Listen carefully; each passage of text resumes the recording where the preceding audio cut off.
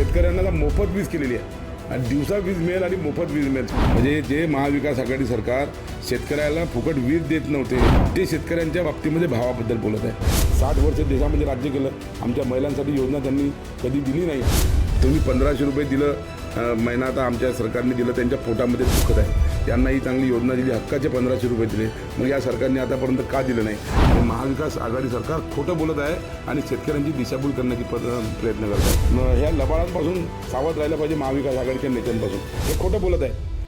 नमस्कार, मी रश्मी खेडीकर. महाराष्ट्राचा महासंग्राम या विशेष भागात आपण आता हिंगणघाट विधानसभा क्षेत्रात आलेलो आहोत आणि आज आपण अतिशय महत्त्वाच्या व्यक्तीशी चर्चा करणार आहोत. मुळातच त्यांची ओळख ही विकास पुरुष अशी आहे, दानशूर नेते आणि आपला हक्काचा माणूस अशी त्यांची ओळख, आणि आपल्या हक्काच्या माणसाशी आपण चर्चा करणार आहोत. कार्यसम्राट समीर भाऊ कुनावर आता आपल्या सोबत आहेत. आता नुकतीच बीजेपीकडून त्यांना जी उमेदवारी जी आहे ती जाहीर झालेली आहे आणि ते आता सध्या विद्यमान आमदार आहेत. दादा, नवराष्ट्रामध्ये तुमचं खूप खूप स्वागत. नमस्कार. एकंदरीतच दादा 2 टर्म आता आपण आमदार होतेच, आता 3री टर्म म्हणजे हे झालं तर हॅट्रिक होईल. यावेळी कुठला विकासाचा मुद्दा आहे, त्या मुद्द्यावर तुम्ही निवडणूक लढणार आहात? बघा, या हिंगणघाट समुद्रपूर सिंधी रेल्वे विधानसभेमध्ये विकास हा विषय नव्हता. मी 10 वर्षामध्ये या मतदारसंघामध्ये हजारो कोटीची कामं, ती रस्त्याची असेल, अंतर्गत रस्ते असतील, समाजभवन असतील, नदीवरील मोठे पूल असतील, छोटे पूल असतील, त्यानंतर स्मशानभूमी असतील, रस्ते असतील, अभ्यासिका असतील, व्यायामशाळा असेल, वेगवेगळ्या पद्धतीची कामं करत करत विकास आता या 10 वर्षामध्ये या ठिकाणी करण्याचा प्रयत्न केला. आणि जी कामं आतापर्यंत केली, खूप कामं पेंडिंग होती, पण किमान 70% कामं मी या मतदारसंघातली अतिशय महत्त्वाची केली. पण आता पुढे माझा ग्रामीण भाग असल्यामुळे पुढच्या काळामध्ये मला आता पांदण रस्त्यावरती काम करायचं आहे. मी पांदण रस्तेसुद्धा यावर्षी सुरुवात केलेली आहे. 2-3 वर्षापासून मी शेतकऱ्यांची पांदण रस्ते आता सुरुवात केलेली आहे. जवळपास 150 पांदण रस्ते मी आतापर्यंत मंजूर केलेले आहे.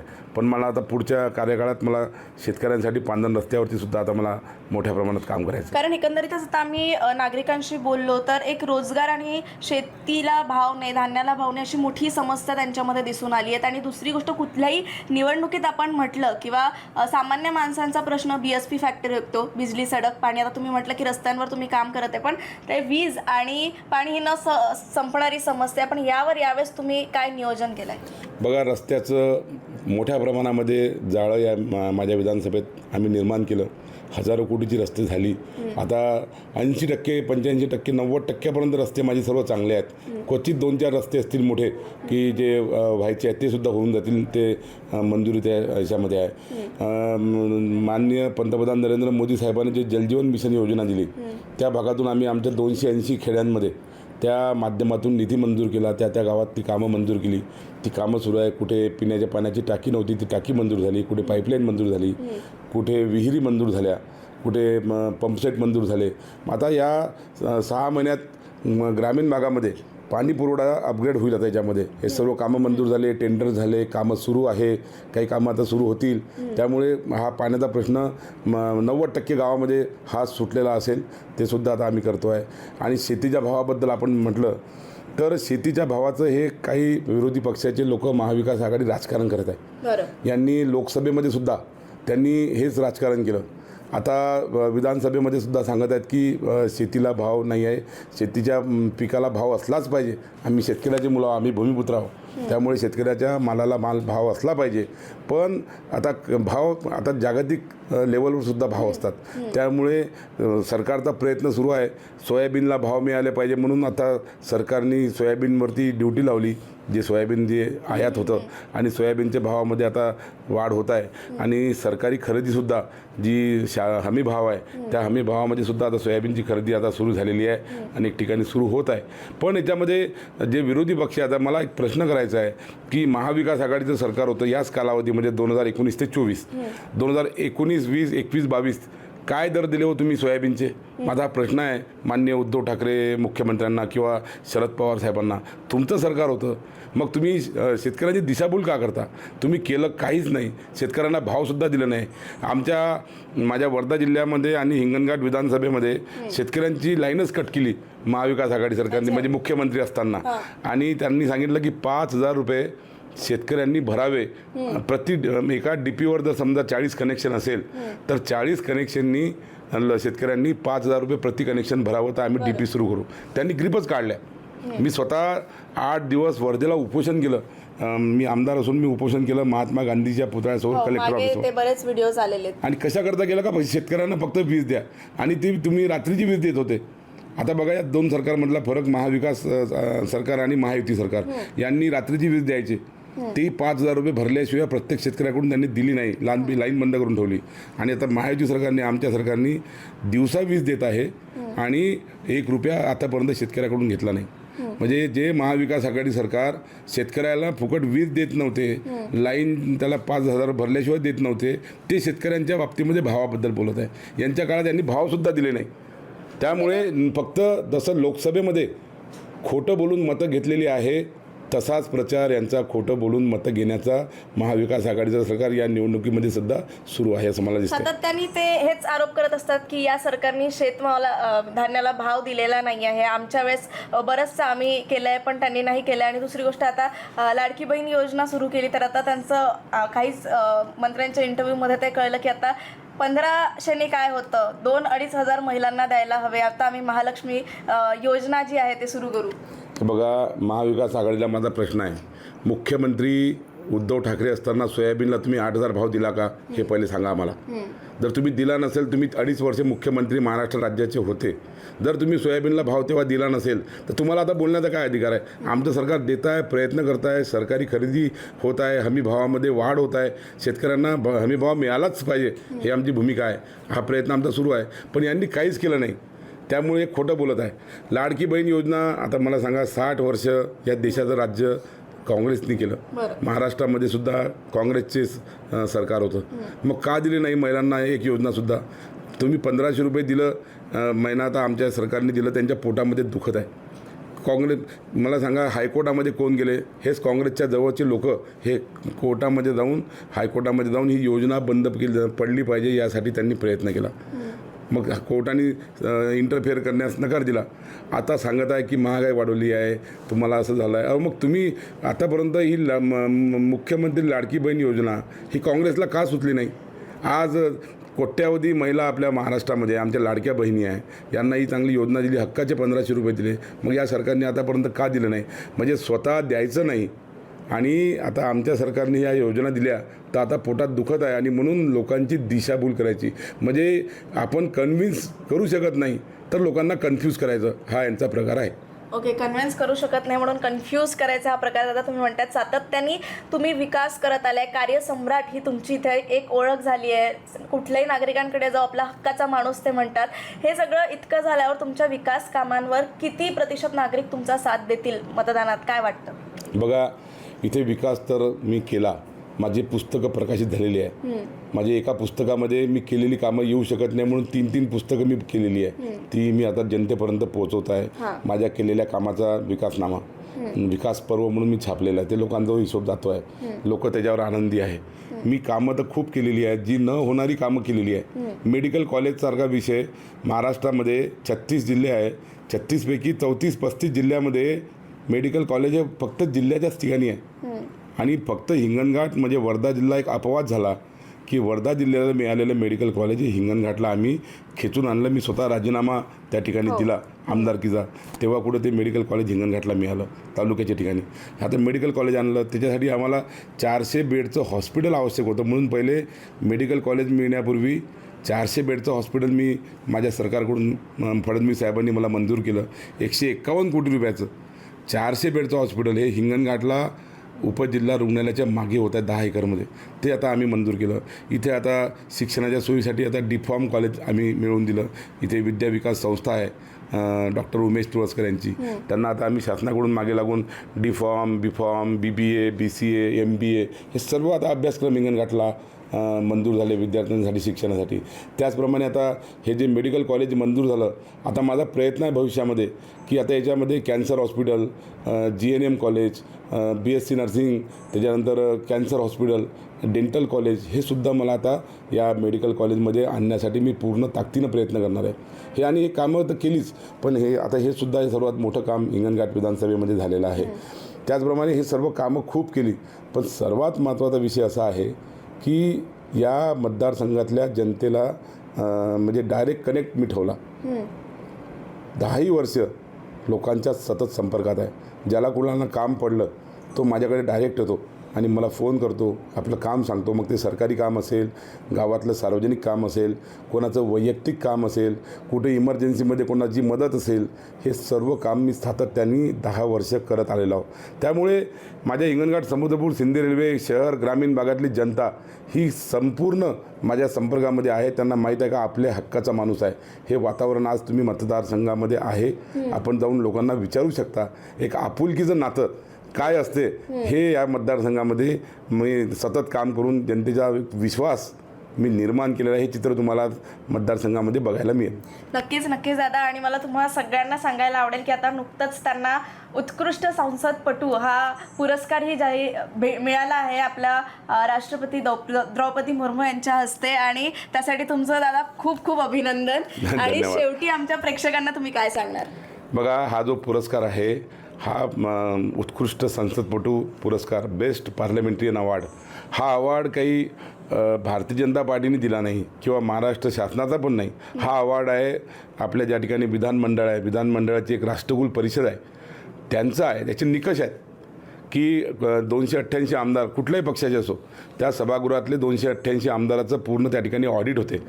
आमदार किती वेळ सभागृहामध्ये हजर बसला, किती वेळा त्याची अधिवेशनामध्ये त्याची उपस्थिती किती टक्के होती, किती दिवस अधिवेशनामध्ये भाग घेतला, सभागृहामध्ये किती तास बसलेत, किती तारांकित प्रश्न मांडले, किती लक्षवेधी सूचना मांडल्या, विरोधामध्ये असताना आम्ही कपात सूचना मांडल्या. मला तालिका अध्यक्ष म्हणून काम करण्याची संधी मिळाली.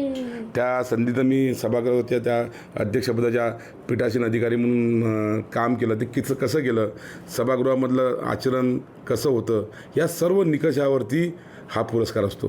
त्यामुळे हा पुरस्कार वर्धा जिल्ह्यात पहिल्यांदा हा पुरस्कार आला. माझा नाही, जनतेचा आहे. जनतेने मला निवडून जर दिलं नसतं तर मी सभागृहात गेलो नसतो आणि प्रश्न मांडले नसते आणि हा पुरस्कारही मिळाला नसता. त्यामुळे हा पुरस्कार माझा नाही, हा लोकांचा आहे. आणि म्हणून मी जनतेच्या सदैव ऋणी आहे, माझ्या भागातल्या जनतेचं. त्यांचं उपकार आहेत माझ्यावरती. त्यांनी मला आमदार म्हणून 2 वेळा निवडून दिलं आणि आता तिसऱ्यांदा त्यांनी जर मला निवडून देणार मला विश्वास आहे. कारण की लोकांचं खूप प्रेम, आपुलकी जेव्हा दिसतो आहे. हे दिल्यानंतर ह्या पंचवार्षिकमध्ये मागच्या दोन्ही पंचवार्षिकचा रेकॉर्ड तोडणार, याच्यापेक्षा मोठ्या प्रमाणामध्ये या मतदारसंघामध्ये विकास करणार. शिक्षणाच्या सोयी असो, मागे आपण टेक्स्टाईल पार्क आणला. आपण पहिला टेक्स्टाईल पार्क आपण वर्धा रोडवरती वेळ इथं त्यांना आपण मिळवून दिला आणि त्या ठिकाणी आता 2000 लोकांना रोजगार मिळतो आहे. पुन्हा संदर्भामध्ये रोजगारांसाठी मला पुन्हा काही उद्योग मिळते का, मला तोही प्रयत्न करायचा आहे. असे अनेक प्रश्न आहेत. आणि पण हे हिंगणघाट मला विदर्भामध्ये पहिल्या क्रमांकाचं हिंगणघाट, समुद्रपूर, सिंधी रेल्वे हे विधानसभा जिल्ह्यात तर आम्ही राहूच. आजही आम्ही जिल्ह्यामध्ये आहोत. जिल्ह्यामध्ये आता आम्हाला मेडिकल कॉलेज मिळालं, 400 बेडचं हॉस्पिटल मिळालं. हिंगणघाटमध्ये आमच्या ज्या उद्योग आहेत, 2 मोठ्या सूतगिरण्या आहेत, जे काही आमचं आहेत. आम्ही हिंगणघाट पुढे विकासामध्ये सुद्धा आम्ही पुढे आहोत. मिळालेल्या निधीमध्ये सुद्धा आम्ही वर्धा जिल्ह्यात पुढे आहोत. पण मला हिंगणघाट विधानसभा माझ्या पूर्ण विदर्भामध्ये नंबर 1 करायची आहे. सर, सातत्याने विरोधी पक्ष नेते आहेत, त्यांच्याकडनं हे आरोप केले जातात की जेव्हा त्यांची सरकार होती तेव्हा शेतकऱ्यांसाठी त्यांनी खूप काही केलं आणि आता तुम्ही काहीच करत नाही, म्हणजे शेतकऱ्यांना धान्याला भाव देत नाही आहे, हे असे ते आरोप करतायत. तर ते बरोबर आहेत? हे बघा, महाविकास आघाडी सरकार असताना, मुख्यमंत्री उद्धव ठाकरे साहेब असताना त्यांनी शेतकऱ्यांना साधी लाईन दिली नाही. त्यांनी सर्व ग्रामीण भागातल्या DPच्या ग्रिप्स काढून गेल्या, लाईन कापून टाकली शेतकऱ्यांची आणि सांगितलं की 5000 रुपये प्रति शेतकऱ्यांनी इलेक्ट्रिकचे बिल भरा. प्रत्येक शेतकऱ्यांनी 5000. आता एखाद्या DPवर 50 कनेक्शन असेल तर 50 लोकांनी 5000 प्रमाणे पैसे भरावे. नंतर आम्ही ती DPच्या ग्रीप लावू आणि DP सुरू होईल. मी स्वतः उपोषण केलं. या संदर्भात मुख्यमंत्र्यांना भेटण्यासाठी, उद्धव ठाकरेंना भेटण्यासाठी मी मुंबईला गेलो. 2 दिवस त्यांना भेटण्याचा प्रयत्न केला पण ते भेटलेच नाही, कारण की ते मंत्रालयामध्ये येतच नव्हते. महाविकास आघाडीचे मुख्यमंत्री असताना फक्त 2 वेळा मंत्रालयामध्ये मुख्यमंत्री साहेब आले. त्यामुळे आम्हाला भेटण्याचा अधिकार असून आम्ही त्यांना भेटू शकलो नाही. नंतर ऊर्जा मंत्र्यांना भेटलो, नितीन राऊत साहेबांना. त्यांना म्हटलं की तुम्ही शेतकऱ्यांकडून पैसे घेत आहात, त्यांना मोफत वीज DP सुरू करा. त्यांनी सांगितलं की आमची पॉलिसी आहे, शेतकऱ्यांनी 5000 रुपये भरल्याशिवाय आम्ही सुरू करणार नाही. नंतर मी वर्धेला कलेक्टर ऑफिससमोर गांधी पुतळ्याजवळ 8 दिवस 100 सरपंचांना घेऊन मी स्वतः उपोषण केलं याच कालखंडामध्ये 2019 ते 23मध्ये. आणि तरी पण सरकारला जाग आला नाही. पालकमंत्री सुनील केदार होते, त्यांना फोन केला, फोन उचलला नाही, भेटायला आले नाही, मार्ग काढला नाही. शेवटी शेतकऱ्यांनी पैसे भरले आणि वीज घेतली. शेवटी शेतकऱ्यांचीच तळमळ यांना लागली आणि सरकार गेलं. आता शिंदेसाहेब मुख्यमंत्री आणि फडणवीस साहेब उपमुख्यमंत्री आणि अजितदादा काय गेलो आल्याबरोबर पहिले शेतकऱ्यांना म्हणजे 1 रुपयामध्ये पीक विमा दिला. पहिले पीक विम्यासाठी प्रत्येक शेतकऱ्याला त्याच्या बँकेतून 4,000, 8,000, 9,000 रुपये प्रीमियमचे कटायचे. लोन केस झाले की त्याचे पैसे कटणी व्हायची. कशाकरता? पीक विम्याचा हप्ता.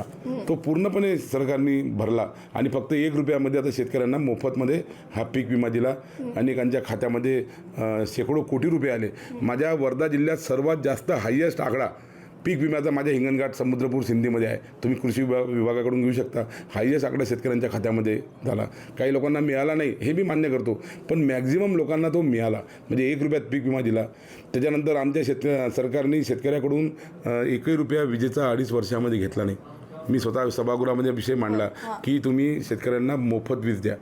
हा माझा सातत्यानं आग्रह होता विधानसभेमध्ये आणि फडणवीस साहेबांनी खरंच चांगला निर्णय घेतला आणि आता 2.5 वर्षामध्ये 1ही रुपया शेतकऱ्यांकडून म्हणजे शेती पंपाचा घेतला नाही आणि उलट ते रात्री वीज द्यायचे महाविकास आघाडी. आता आम्ही दिवसा वीज दिली आमच्या सरकारने.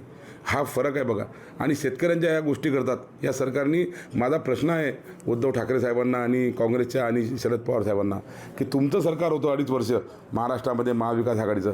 तुमच्या काळामध्ये 2021चे काय भाव होते सोयाबीनचे तुम्ही काढा, 2022चे काय भाव होते तुम्ही काढा.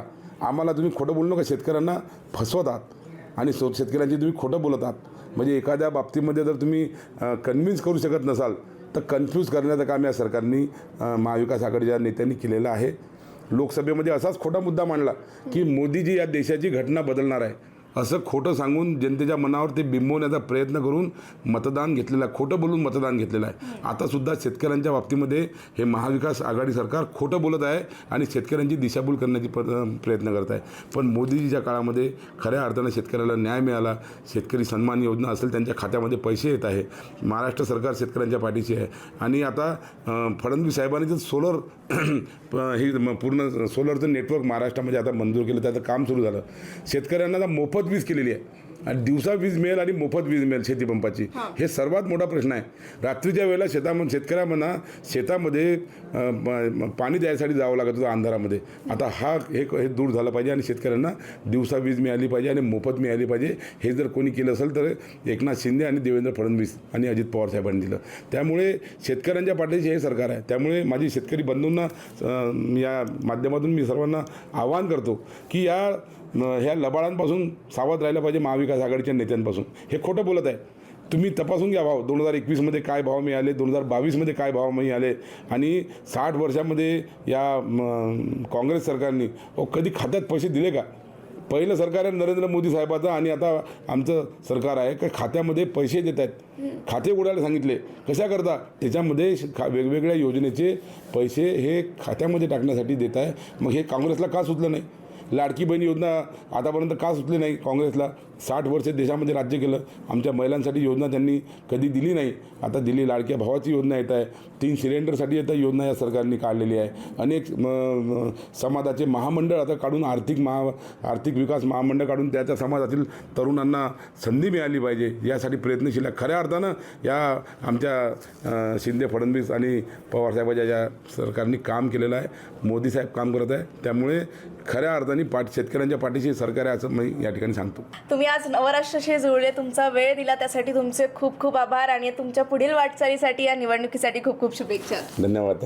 तर एकंदरीतच आज आपण आपल्या हक्काच्या माणसाची जी आहे चर्चा केली. कार्यसम्राट समीर भाऊ कुणावर यांच्याशी चर्चा केली. एकंदरीतच सामान्य जनतेच्या तळागाळात जाऊन त्यांच्या घरोघरी जाऊन ते त्यांच्या समस्या ज्या आहेत ते जाणून घेतात. आरोप प्रत्यारोप होत राहील, पण जे काही त्यांनी कामं केले आहेत, मेडिकल कॉलेज आणणं म्हणा, आता त्यांनी सांगितलं की 100 बेड्स त्यांनी आणलेले आहे, सातत्याने निधी आणला. रोजगार आणि शेतीचा जो काही प्रश्न होता तो 400 बेड त्यांनी आणलेले आहेत आणि रोजगार आणि शेतीचा जो प्रश्न होता मला वाटतं त्यांनी त्याचं उत्तर दिलंच आहे. कुठली गोष्ट करायला थोडा वेळ लागतोच आणि ते हळूहळू होत राहील. आता इथे हे कार्यसम्राट आहेतच, पण या हिंगणघाट विधानसभा क्षेत्रामध्ये आता पुढे काय होणार, दादा हॅट्रिक मारणार की नाही हे पाहणं महत्त्वाचं असणार आहे आणि याच्या अपडेट्स मी तुमच्यापर्यंत देत राहणार आहे. विधानसभा निवडणुकीच्या अपडेट्स मी तुमच्यापर्यंत देत राहणार आहे. तोपर्यंत माझ्यासोबत पाहत राहा महाराष्ट्राचा महासंग्राम. कॅमेरा पर्सन तन्मयसह रश्मी खेडीकर, नवराष्ट्र, हिंगणघाट.